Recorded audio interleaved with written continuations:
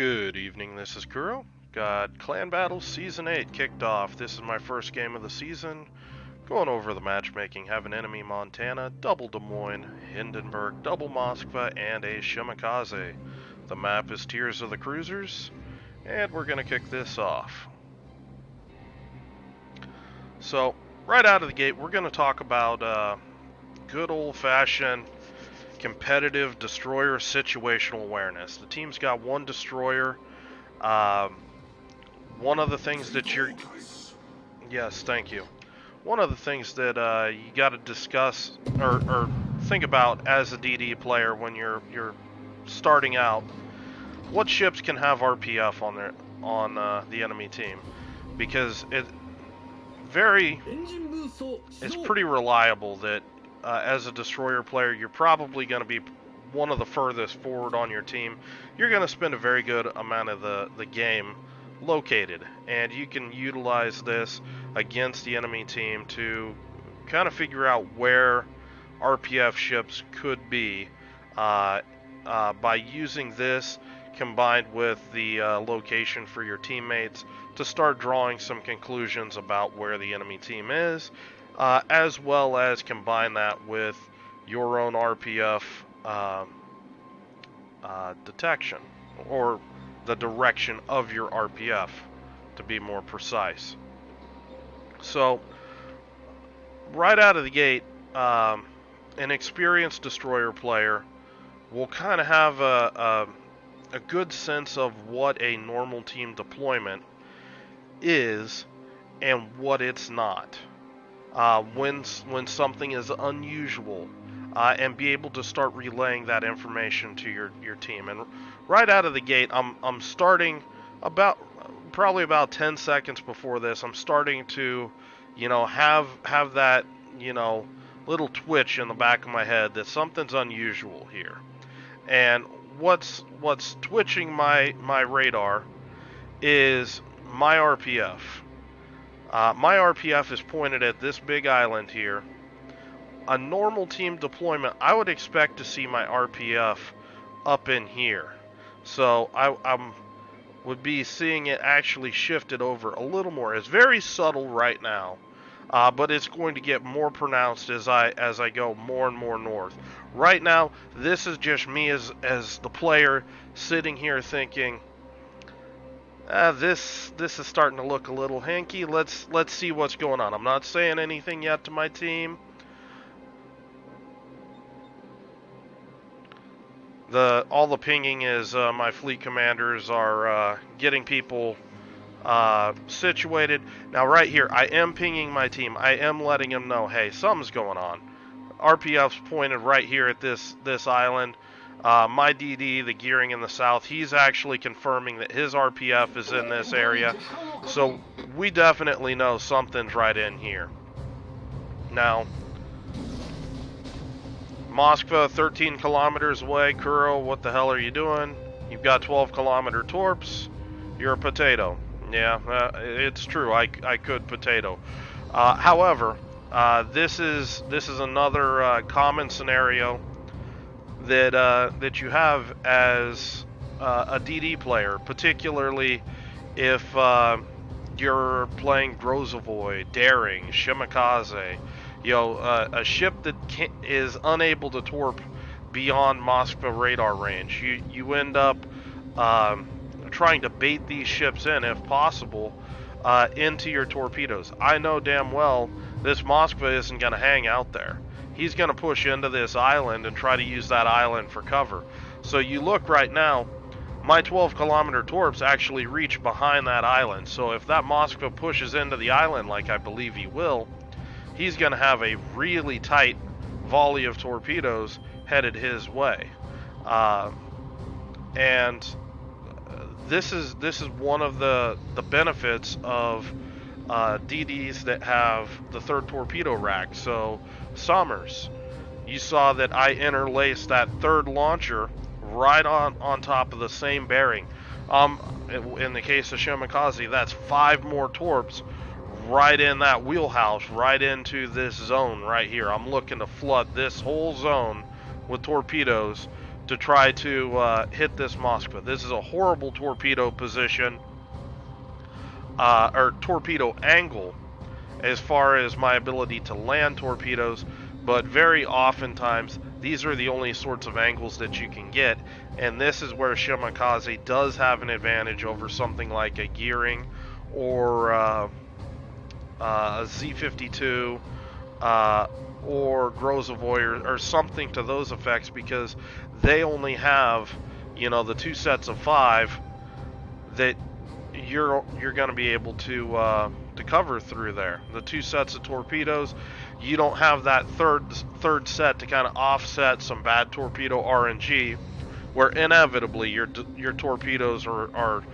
drunk and at the bar and hungover and everything else, and they want to go every which direction. That third rack of torps really helps dial that in. So we're going ahead and fast forward this. Really tight torpedo volley there, and then I'm going to kite out. Now I do pick up a spot here on the Des Moines. My RPF is still on the island, so let's talk about some situational awareness, because the enemy team just flipped CCAP. So let's play the guessing game, or I guess it would be more process of elimination, trying to figure out where the enemy team is based on the information that we have here. So already my team has 324 points. That tells you how quickly we flipped BCAP. Their cap is only ticked twice, 306 points. So that's a clear indicator to me that the Shimakaze didn't go to sea. Shimakaze is much faster than Gearing. Even if the Shimakaze gets a bad spawn, he's likely to have a cruiser in position to step in the cap with him and help flip it. If the DD was in the south, CCAP should have been flipped much quicker, so it'd be much closer to and points wise to how our cap flipped. So that's a pretty solid guesstimate that we've got the DD in the north. I'm not having RPF out here, so that's telling me that these squares are likely open by the enemy team, unless there's something crazy happened, somebody crashed or something like that. But this is a pretty good assessment that I'm going to be able to push up here and play this position fairly safe against the enemy team here. So where could the DD be? My RPF is kind of pointing in this vicinity. I think that he's either doing one of two things. Either he's trying to play this aggressive spotting angle where you come right through here and try to spot a Des Moines or something that's trying to push into this island position, or he's trying to reverse into ACAP, where you basically would come up and get turned around and back in here to ACAP. Normally I would expect that to occur somewhere here rather than here, but you could do that position. It's just, I kind of view this as kind of a torpedo hotspot, because especially if you've got something like a Moskva in here that's real visible, you can expect torpedoes to come flying through here. So those are the two ideas where I'm thinking. You just saw RPF even shifted harder down here into ACAP, and that's telling me that most likely the DD's getting ready to step on the cap. Now, when I spotted the Des Moines was still pushing. That's going to set up a play that it's a gamble play, but with how things play out right here, I'm going to take this risk. I've neutralized the DD up in the north with that nasty torpedo volley, and you can see just how tight that is. Even if this Moskva has hydro, he's in trouble if he's not close to cover. The Moskva ends up eating too, and with the advantage that I've given my team right here, I'm gonna come up here, and I'm waiting for my Des Moines. Setting up here, spotting the Moskva. He's the priority spotting target, and I'm gonna get ready to lay smoke. My Des Moines player calls for smoke. I'm gonna push out here. Now this is a gamble, because I detected that Des Moines earlier when he was pushing. I'm banking on the fact he had popped his radar, and even though I was outside of his radar detection, I'm banking on the fact his radar's on cooldown right now. So this is a gamble up until I can get around this corner. There's about 5 to 10 seconds here. I'm safe now because I can turn away from the Des Moines if I need to right now, and I'm not going to get too much damage. But it is risky pushing this island, but with having neutralized the enemy DD and getting around this island is really going to give me a long-term spotting advantage, as well as a source of crossfire on the enemy team. If you take a look at my torpedoes in here, this Montana, he's angling pretty sharply at my Montana. He's angling at my Des Moines. All of a sudden, he's got torpedoes coming through this angle as well that is going to create some issues for him. Just one more angle that he needs to try to deal with. So this is a really aggressive play, but again, just taking this because the long-term spotting position. Okay, the Moskva, he's reversing, he's trying to survive right now.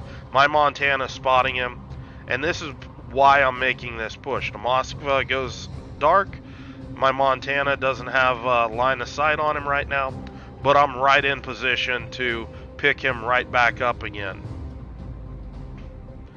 Torpedoes are arriving on the Montana. Now you see the Des Moines.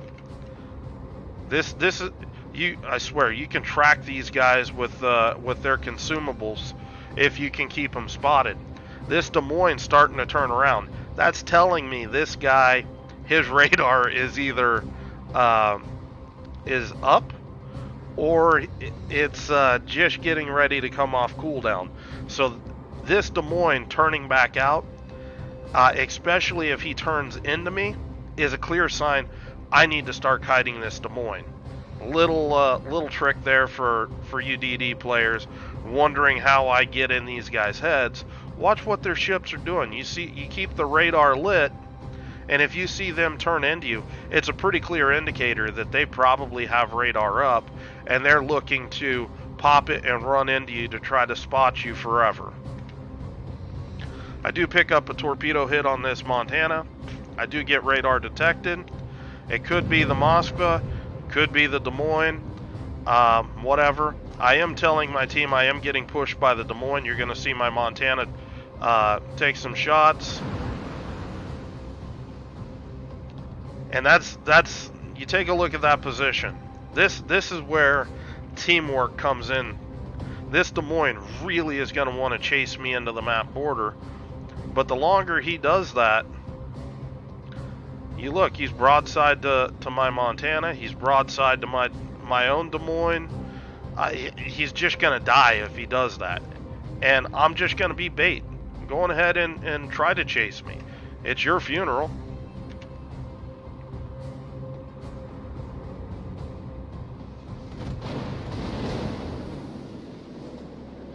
Just kiting away, getting narrow, just being difficult to hit.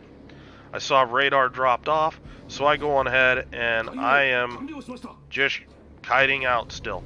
Now, my smoke is down, so I'm worried about my Des Moines. He's in a situation, he's really close to the Montana, and DDs, it is your responsibility to help your protect your cruisers in this situation where you got a battleship threat that's all over your cruisers.